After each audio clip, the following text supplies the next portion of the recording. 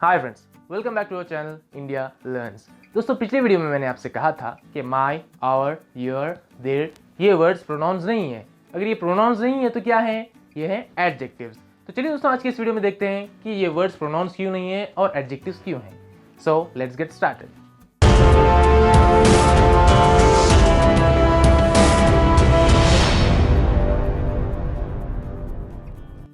दोस्तों, सबसे पहले हमें समझना होगा कि प्रोनाउन और एडजेक्टिव का डायरेक्ट कनेक्शन होता है नाउन के साथ। अब दोनों के बीच में क्या है कॉमन पॉइंट? नाउन। लेकिन इन दोनों के बीच में डिफरेंस क्या है ये भी जानना जरूरी है।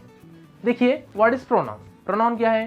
Pronoun is used instead of a noun. Pronoun क्या करता है? नाउन के बदले में इस्तेमाल होता है, यानी उसकी जगह पर, नाउन को हटाकर उसकी जगह पर प्रोनाउन इस्तेमाल होता है। And what is adjective? Adjective is used to show additional information of that noun.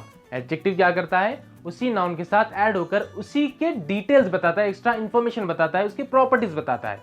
जैसे कि वो कैसा है, कितना है, किसका है, कुछ भी इसी तरह की नाउन की कुछ भी डिटेल्स बताने का काम करता है एडजेक्टिव। प्रोनाउन क्या करता है? उसके बदले में इस्तेमाल होता है। एडजेक्टिव क्या करता है? उसके साथ में इस्तेमाल होकर उसी के डिटेल्स बताता है।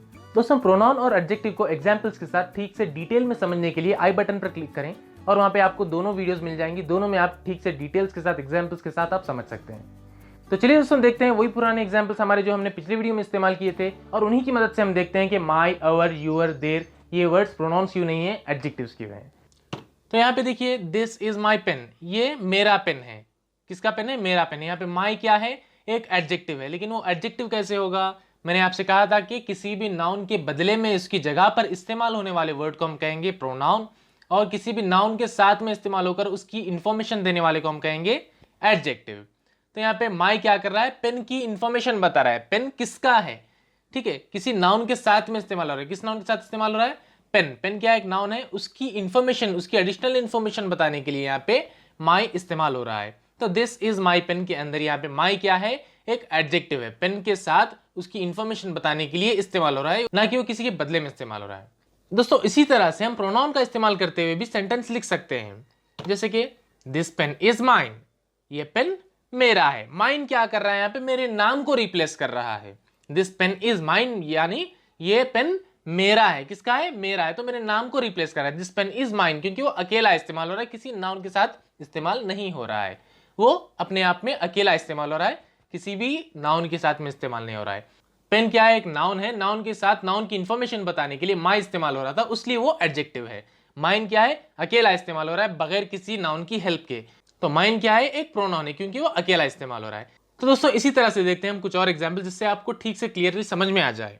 तो यहाँ पे देखिए, दिस इज योर कार। यहाँ पे योर क्या है? किसी नाउन के साथ में इस्तेमाल हो रहा है। वो अकेला इस्तेमाल नहीं हो रहा है, किसी नाउन के साथ में इस्तेमाल हो रहा है। कार क्या है? एक नाउन है। वो कार किसकी है वो इंफॉर्मेशन बताने के लिए योर इस्तेमाल हो रहा है। ठीक है, ये तुम्हारी कार है। This is your car. तो योर क्या हो गया? एक एडजेक्टिव हो गया। ठीक है, क्योंकि वो अकेला नहीं है। अगर अकेला आता तो योर की जगह योर्स हो जाता। ठीक है, दिस इज योर कार में यहाँ पे योर क्या है? एक एडजेक्टिव है, ना कि प्रोनाउन। ठीक है, अगर हम प्रोनाउन का इस्तेमाल करते हुए उसी मतलब का सेंटेंस लिखना चाहें तो हम ऐसे भी लिख सकते हैं, this car is yours. Your नहीं यूज करेंगे हम, यहाँ पे योर्स यूज करेंगे बगैर किसी नाउन की हेल्प के। दिस कार इज योर्स, ये कार तुम्हारी है। योर्स क्या है? यहाँ पे अकेला इस्तेमाल हो रहा है बगैर किसी नाउन की हेल्प के। दिस कार इज योर्स, ये कार तुम्हारी है। ठीक है, उसी तरह से नेक्स्ट एग्जांपल देखते हैं, दिस इज आवर प्रॉपर्टी, ये हमारी प्रॉपर्टी है। ठीक है, यहाँ पे देखिए, प्रॉपर्टी एक नाउन है। नाउन के साथ में वो किसकी है वो बताने के लिए हम क्या यूज कर रहे हैं? यहाँ पे आवर।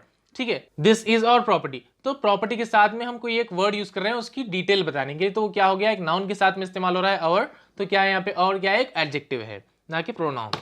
अब यहाँ पे दिस प्रॉपर्टी इज आर्स भी हम लिख सकते हैं। दिस प्रॉपर्टी इज आर्स, ये प्रॉपर्टी हमारी है। आर्स क्या है? यहाँ पे अकेला एक वर्ड है जो किसी भी नाउन की हेल्प नहीं ले रहा है।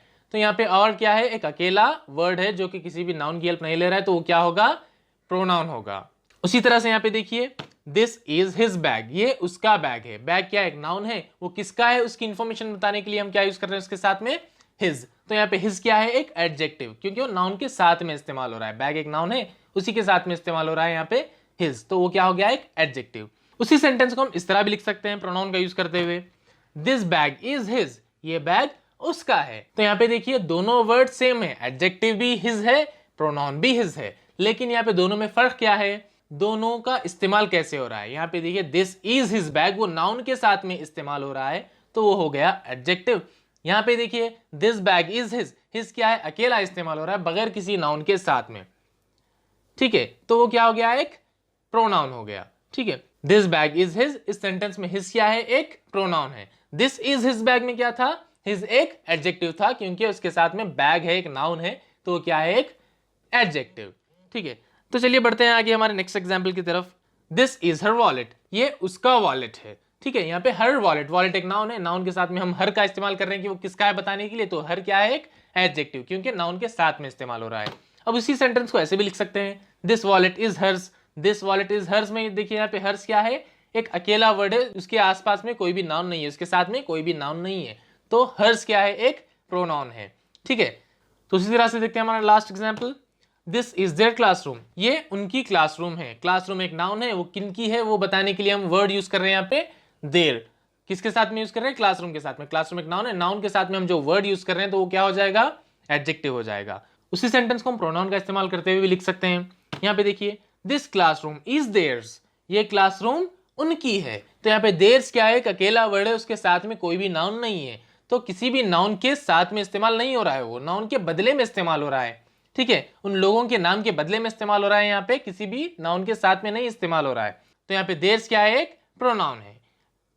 आई होप आपको दोनों के बीच में डिफरेंस क्या है समझ में आ चुका होगा। दोस्तों यहाँ पे देखिए जितने भी प्रोनाउंस और एडजेक्टिव्स के बारे में हमने आज डिस्कस किया है, ये सारे के सारे वर्ड्स किसी ना किसी चीज के ऊपर किसी ना किसी का अधिकार बताने के लिए इस्तेमाल होते हैं। तो यहाँ पे किसी चीज पर किसी का अधिकार बताने के लिए कोई वर्ड हम यूज कर रहे हैं तो उसे हम क्या कहेंगे, पॉजेसिव वर्ड। अगर वो प्रोनाउन है तो पॉजेसिव प्रोनाउन कहेंगे, अगर एडजेक्टिव रहा तो उसे पॉजेसिव एडजेक्टिव कहेंगे। तो यहाँ पे एक चीज देखिए, यहाँ पे जितने भी यहाँ पे पॉजेसिव प्रोनाउंस है इन सबको यहाँ पे पॉजेसिव एडजेक्टिव्स के साथ में एस ऐड करने के बाद बनाया गया है, एक आज को छोड़कर। यहाँ पे देखिए योर के साथ में एस ऐड करने के बाद क्या बन गया, वो ईयर्स, जो कि एडजेक्टिव से क्या बन गया, प्रोनाउन। आवर के साथ में एस ऐड करने के बाद क्या बना दिया गया यहाँ पे, आवर्स। हिज के साथ में एस ऐड करने की जरूरत नहीं है क्योंकि लास्ट में ऑलरेडी वहाँ पे एस है, तो यहाँ पे हिज को हिज ही रहने देते हैं। यहाँ पे हर के साथ में एस ऐड करने के बाद क्या बन गया यहाँ पे, हर्स। देर के साथ में एस ऐड करने के बाद क्या बन गया, देयर्स। यहाँ पे माई को डायरेक्टली यहाँ पे कंप्लीटली चेंज किया गया है, माई की जगह पे यहाँ पे कंप्लीटली से क्या बना दिया गया, माइन। सिर्फ यहाँ पे माई को यहाँ पे माइन बना दिया गया, हिज को हिज ही रहने दिया गया क्योंकि एस ऑलरेडी वहां पे हिज के अंदर लास्ट में है। आई होप आपको ये टॉपिक ठीक से समझ में आ चुकी होगी, लेकिन फिर भी आपको इस टॉपिक से रिलेटेड कोई भी डाउट हो तो आप नीचे कमेंट बॉक्स में पूछ सकते हैं, मैं आपको जल्द से जल्द रिप्लाई करने की कोशिश करूंगा। दोस्तों इस वीडियो को लाइक और शेयर जरूर कीजिएगा, और अभी तक आपने हमारे चैनल को सब्सक्राइब नहीं किया तो make sure to subscribe our channel India learns. So India, keep watching, keep learning, keep growing.